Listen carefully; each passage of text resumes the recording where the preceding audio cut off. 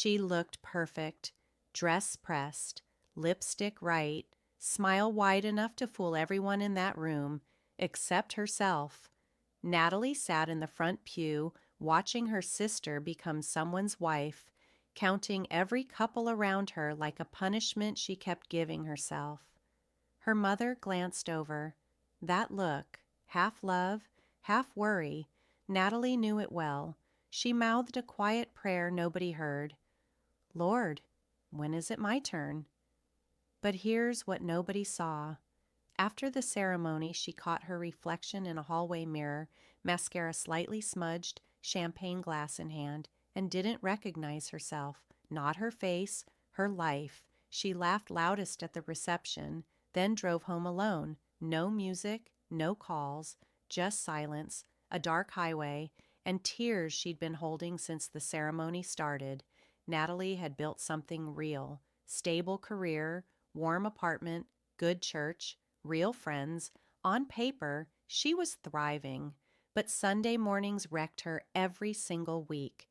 She'd watch couples walk in together and quietly wonder if God had simply forgotten her. Her journal knew the truth she never said out loud. I'm grateful, but I'm tired of waiting for something I don't even know is coming. Her best friend Priya, married 5 years, finally said it gently. Have you tried dating apps again? Natalie laughed it off. She'd tried 3 times, nothing. What nobody understood was this. She wasn't falling apart because her life was empty. She was falling apart because it was full, and still something was missing. And she was running out of ways to pretend that didn't hurt. She wasn't even looking. That's the part that gets you.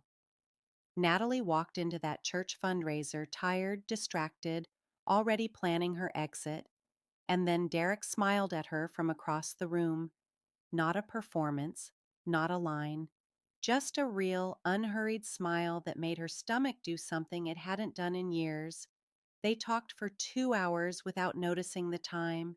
He remembered small things she mentioned. He asked follow-up questions. He laughed at the right moments and went quiet at the serious ones.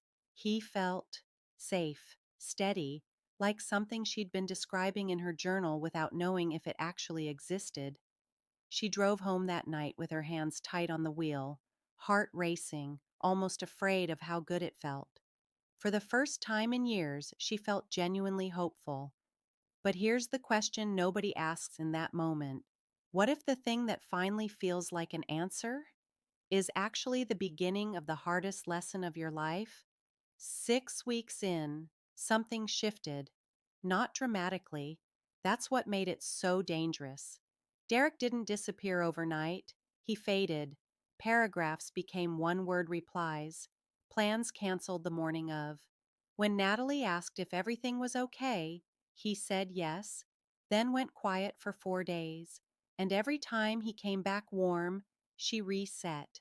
Told herself she was overanalyzing, told herself he was just busy, started keeping her Fridays open just in case he was available, without realizing she'd stopped living her own life around a man who couldn't commit to a dinner reservation. Then she found out. A mutual friend mentioned Derek was still actively on a dating app, 2 weeks into what she believed was something real. She confronted him. He said he forgot to delete it, and the most devastating part of this entire story, she believed him. Not because she was foolish, but because when you're that desperate to hold on to hope, your mind will protect the lie before it protects you. She started a list in her head. Everything she might be doing wrong. Too eager, too communicative, too much. She Googled, "How not to be too much in a relationship" at 1 a.m. and felt embarrassed about it by morning. So she started pulling back when Derek did, showing up only when he invited her in, mirroring his distance like it was something to learn. Her journal entries changed quietly, almost without her noticing. First, I'm confused about Derek.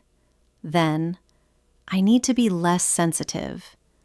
Then finally, the one that should have stopped her cold. I'll just make myself smaller so he doesn't leave. She never said it out loud, but she lived it every single day. She missed 3 Sundays in a row. God felt further away. And the most chilling part? She thought she was healing, when really she was disappearing. If you've ever made yourself smaller for someone who never asked you to grow, you need to stay. Because what happens next is something nobody warns you about. Subscribe, don't miss it. 4 months in, Natalie realized something that frightened her. She hadn't prayed in 3 weeks. Not intentionally. She just kept reaching for her phone instead of her Bible. Derek had become the first thing on her mind every morning and the last thing every night. That space, the quiet, sacred space, used to belong to God. One afternoon, she sat in her car and tried to pray. The words didn't come. She started crying in a grocery store, not fully understanding what she was even grieving. She called Priya, then hung up before it rang. Drove home, sat in the dark alone. Then Derek called that same evening. Roses, apologies, her favorite restaurant, and just like that, she went back. Because loneliness has a way of making the wrong thing feel like exactly what you prayed for. The cycle didn't reset, it went deeper. And what was coming next? Nobody saw it coming. Priya didn't plan it. It just came out, quiet, certain, devastating. Natalie was sitting at her kitchen table, mid-sentence, describing Derek's latest disappearing act, and somewhere in the middle of it, she heard herself defending him, again, without even deciding to. Priya set her fork down slowly. Natalie. Just her name first, then, you are shrinking yourself to be kept, and the worst part is, you don't even realize you're doing it anymore. The table went completely silent. Natalie opened her mouth to argue. Nothing came out. Because somewhere beneath every justification she'd carefully built, she knew. She'd known for months. She just needed someone brave enough to say it first. That night, she pulled out her journal and read every entry from the past 4 months. She barely recognized the woman in those pages. The contrast between who she was and who she'd become hit her like a door she hadn't realized was closing. How long had she been gone? Nobody expects to fall apart in a grocery store. 3 days after Priya's dinner, Natalie was standing in the cereal aisle, completely ordinary Tuesday afternoon, when her phone lit up. Derek. 4 words. I need some space. No explanation, no context. Just that, then silence. Her legs went weak. She leaned against the shelving, tried to breathe, couldn't. And then, quietly, without any drama, she started crying. Right there. Between the cereal boxes and the fluorescent lights, on a Tuesday, like the world hadn't just tilted underneath her. An older woman nearby noticed, didn't look away, didn't offer empty words, just stayed, close enough to matter. Finally, she spoke. You're not meant to be in a relationship and feel this lonely, sweetheart. 7 words. And something inside Natalie, something she'd kept locked and justified and defended for months, finally broke. Not into pieces, into openness. And what she decided next, in the quiet after that breakdown, will either shock you or wreck you completely. She didn't call him angry. That's what makes this part so powerful. 2 days after the grocery store, Natalie picked up her phone, hands steady, voice calm, and called Derek. No rehearsed speech, no tears waiting at the surface, just a quiet, certain woman who had finally met herself again in the wreckage. She told him simply, She deserved consistency. She was no longer willing to negotiate on that. He tried to explain. She listened fully. Then she closed the door. No begging, no bargaining. When she hung up, she waited to feel destroyed. Instead, she felt oxygen, like something heavy had been lifted off a chest she didn't realize was crushed. She opened her Bible for the first time in weeks and read until sleep took her. But here's what hit different the next morning.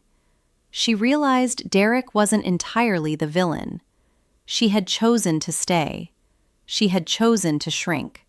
And that truth, painful as it was the only door that led somewhere real.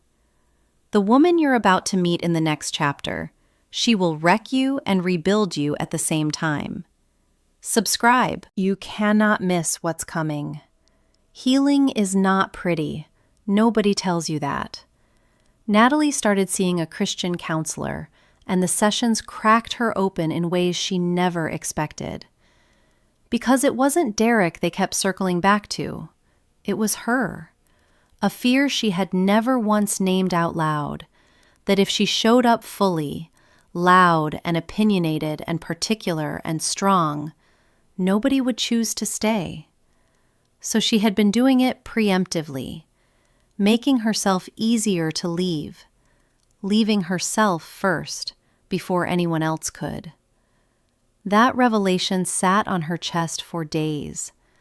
Then Ruth appeared, the woman from the grocery store, quietly becoming one of the most important people in Natalie's life. A widow, 60s, sharp and warm and completely unwilling to offer comfort that wasn't true. Then one Sunday, mid-sermon, Natalie heard it. "Be still and know that I am God." And for the first time, it didn't feel like a passive instruction. It felt like an invitation she finally had the courage to accept. Nobody saw the transformation coming, not even Natalie, because it didn't arrive dramatically. No single moment, no grand declaration. Just small, quiet choices stacking on top of each other like bricks, until one day she looked up and realized she'd built something solid. She started running again, signed up for a pottery class she'd been postponing for 2 years, started cooking real meals, called her mother more, laughed louder than she had in months, genuinely, from somewhere deep. Then Derek tried twice to walk back in. Same charm, same warmth, same carefully worded messages designed to reopen a door she'd finally closed. She responded once, graciously. Then silence. It didn't feel triumphant. It just felt right. But the moment that stopped her completely was one quiet evening when she flipped back through her journal and found the prayer from her sister's wedding night. "Lord, when is it my turn?" She stared at it for a long time, then realized she hadn't asked that question in months, not because she gave up, but because she no longer needed the answer to feel whole. She said something in her counselor's office that stopped them both cold. "I spent so long praying for God to end my waiting season." Natalie paused. "But I think he was using it to build something in me I couldn't have received any other way." Her counselor asked her to say it again, slowly. The grief hadn't disappeared, but it had meaning now. The loneliness had stripped away the performance. The silence with God had rebuilt something deeper than religion. And Derek, painful as that chapter was, had shown her exactly what she no longer needed, exactly what she refused to settle for again. Then Ruth said something over coffee one afternoon that Natalie carried home and held for days. "God doesn't waste time, baby. He wastes nothing. Not one tear."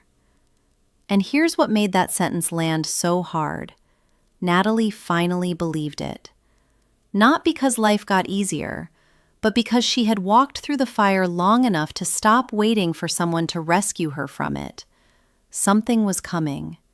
And this time, she was ready. She kept waiting for the chaos to start. It never did. Caleb entered her world through a church outreach program, quietly, without announcement. No grand entrance, no overwhelming pursuit, just a calm, unhurried man who asked questions and actually waited for the answers. He showed up when he said he would, every single time. No hot and cold, no disappearing acts, no mornings of wondering what version of him would appear today. Just steadiness. Consistent, unremarkable, beautiful steadiness. And it completely unnerved her. On their third time together, Natalie caught herself mid-conversation, loud, opinionated, fully herself, and realized she hadn't once stopped to edit a single word. She drove home with wide eyes and texted Priya immediately. "I think I forgot what this is supposed to feel like." But then the fear came back. Her old patterns surfaced, searching for cracks in Caleb's consistency, manufacturing reasons to run before he could leave first.